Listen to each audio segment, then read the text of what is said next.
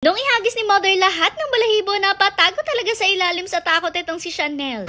This morning nga, eto na't magsisipasokan na ang ating mga female at alam nyo naman mga female talaga yung huling lumalabas tuwing umaga at tuwing hapon. Diyos ko, super kagulo na talaga when it comes to pasukan ngayon, unlike before na talagang diretso na sila sa kanilang mga rooms. Iba't iba nga yung mga ganap palagi, may nakukulitan, meron nagagala pa, yung iba naman mga naghihintay na paakyatin at meron talagang nagpapakulit lang. Ano naman si Snowy, alam nyo naman ang kalokohan nito, talagang hinihintay pa nga niya yung kuya niya na i-push siya bago siya makaakyat sa taas. Nung makapasok naman na ang ating pack members, nag-vacuum naman muna si Mother dito sa second floor. Pero araw-araw rin naman talaga nagva-vacuum dito sa mansion kasi alam niyo naman grabe talaga ang balahibo ng pack members natin. And speaking of balahibo, eto nga't pinalabas na si Chanel. Tapos alam niyo naman kailangan talaga siyang i-push ng konti para lumabas nga siya totally. Alam niyo naman na itong si Chanel sobrang matatakotin talaga niya ever since, kaya naman medyo curious din siya sa mga bagay-bagay at conscious siya sa mga pinagkagagawa natin sa kanya. Na-realize rin nga niya kasi na hindi naman daw pala siya palalabasin since nakasara nga yung gate dito sa taas. Ito na nga gagawin sa kanya kasi ready for harvest na nga yung mga balahibo niya. Tingnan nyo, konting hila ni Mother talaga nagtatanggalan na sila. Alam nyo rin naman sa mga previous video natin na talagang shedding season ng pack members natin ngayon at isa-isa na nga po sila talaga nahihinog at ready for harvest na. Tapos for today, si Chanel nga ang isinalang at tingnan nyo dito kahit sa kanyang pinaka-noon nagtatanggalan rin yung balahibo, kaya naman sinuklay-suklayan na rin muna yan ni Mother. Bale, dalawa nga yung technique na gagamitin natin dito kay Chanel ngayon, ang hugot-hugot technique at ang suklay-suklay technique.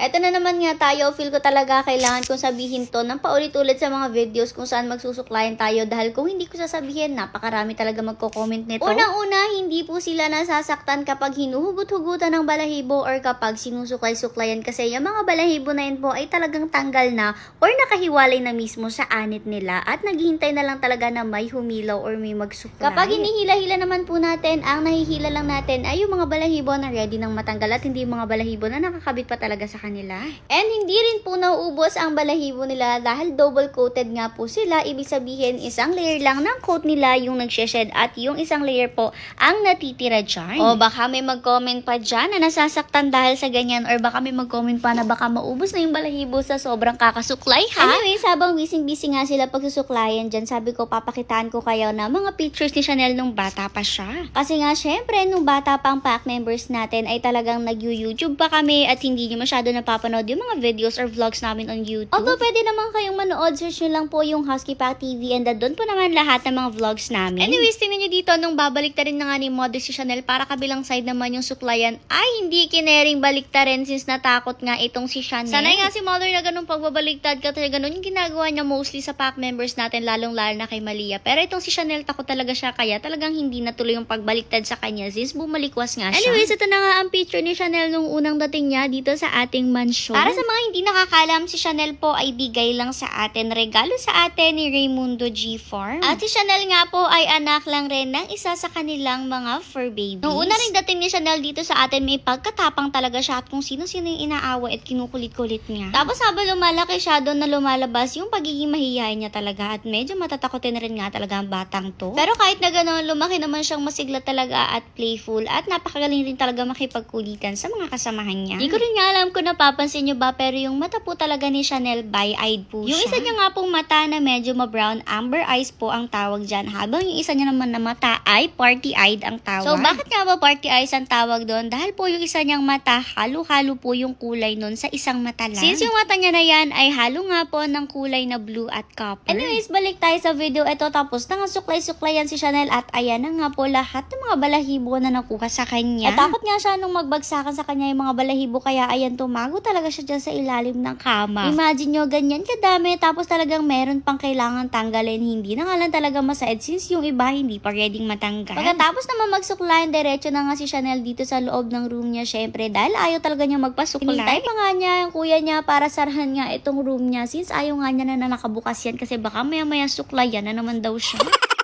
Ito naman palagi ang itsura ni Mother every after suklayan session, para nagiging aso na rin siya since nagkakabalahibo nga siya. Nung malimot nga yung maraming balahibo na yan, yung mga tira-tira naman, vacuum na lang rin nga ni Mother. O diba, sobrang mahalaga rin talaga ang vacuum dito sa ating mansion. Yan talaga yung #1 kailangan natin.